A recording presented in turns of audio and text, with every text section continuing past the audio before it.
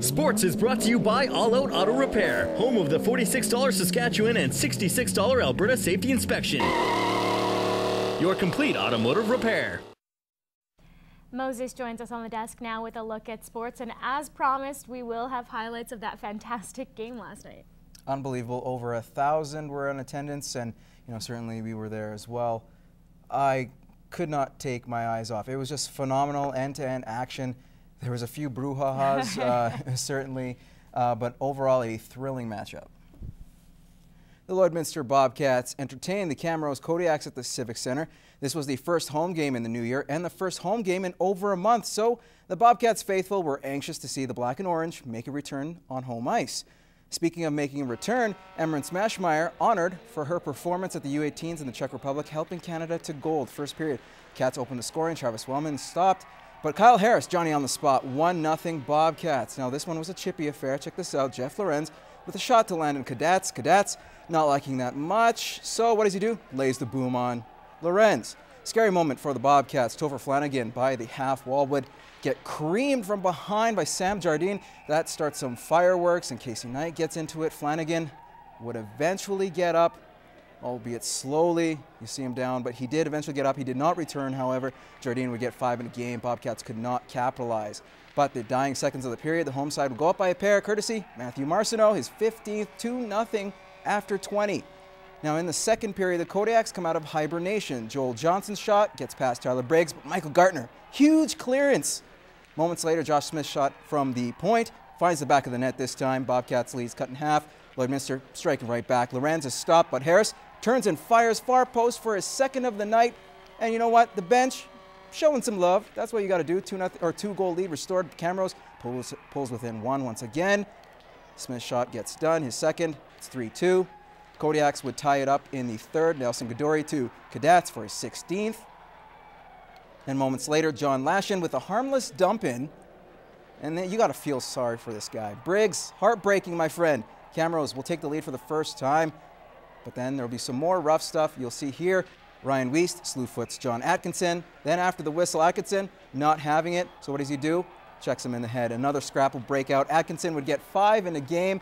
Wiest shaken up. He'd be helped off by the trainer. He would not return. That seemed to spark the home side. Just over a minute to go. Marcineau would tie it up at 4. His second goal of the night. Unreal. Just over 40 seconds later, Travis Wellman feeds Lorenz in the slot. Cue the heroics. Bobcats win a wild one, 5-4.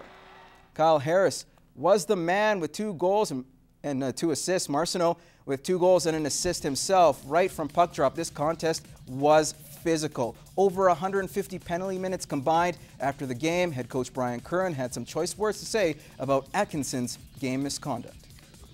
I thought they were hammering us around the ice. I think turning point might have been what happened with Josh Atkinson when he got slew-footed down in the corner at a very dangerous high speed. Could have been seriously injured. And he goes down and he takes matters into his own hands. I mean, you know what? I'm not condoning any of that, but I think it's come to the point right now where it's getting out of control, where we've got 5 concussions now in six games. It's a good test for our team, show that we won't back down, and show we can play a physical game as well as a skilled game. It was just nice to see someone do something about it. We've been kind of played soft throughout the game, and Vladdy, showed some emotion, got the bench going, and the boys responded pretty well to it.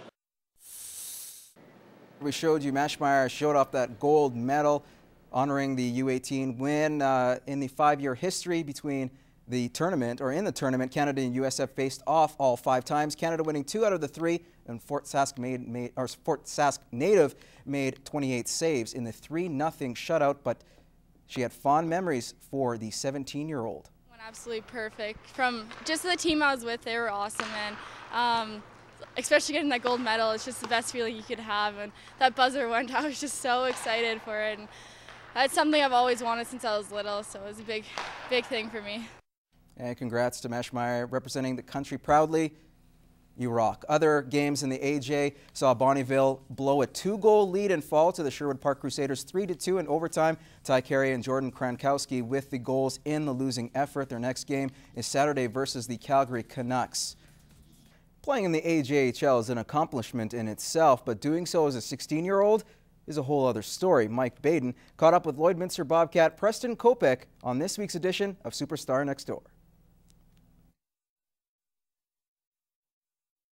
Preston Kopeck grew up in Medicine Hat. Starting at a young age, his parents would take him out to the rink to practice skating, which has been a key to his success. I used to be on the ice every day, all day. It really got me going in hockey, and it just really got me in the hockey lifestyle and all that. The biggest sports influence in Kopeck's life so far has been his family. My dad grew up in hockey. He was he went to AJHL camps and all that, and he persuaded me into going to the hockey route. Kopeck has been pleasantly surprised with his rookie season, posting 7 goals and 10 assists, and is proud to be wearing a Bobcats jersey. It's going pretty good. I'm really happy with how I'm doing. I didn't expect to be doing this well, but I just want to do everything that I can for the team and make us go as far as we can. After being drafted by the Portland Winterhawks 60th overall in the 2010 WHL Bantam draft, Kopeck has hopes to one day make that team and move on to pro hockey. Do what's best for me and just do whatever I need to do to go farther in my career and go make my way into pro. Mike Baden, Newcap Sports.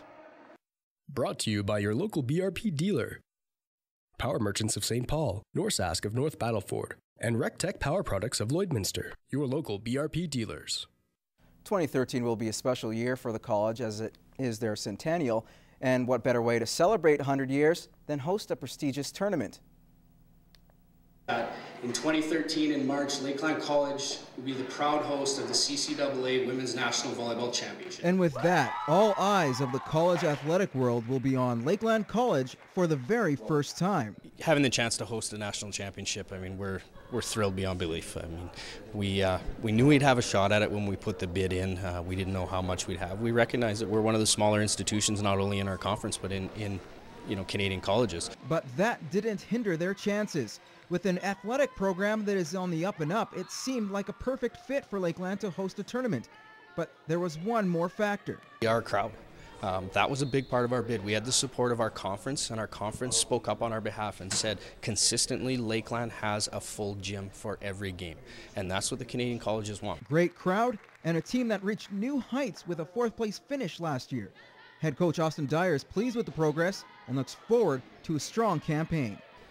We're super excited. The confidence has been growing in our program in the last couple of years, and as we've had players in and had them stick around for a number of years, we now are developing a veteran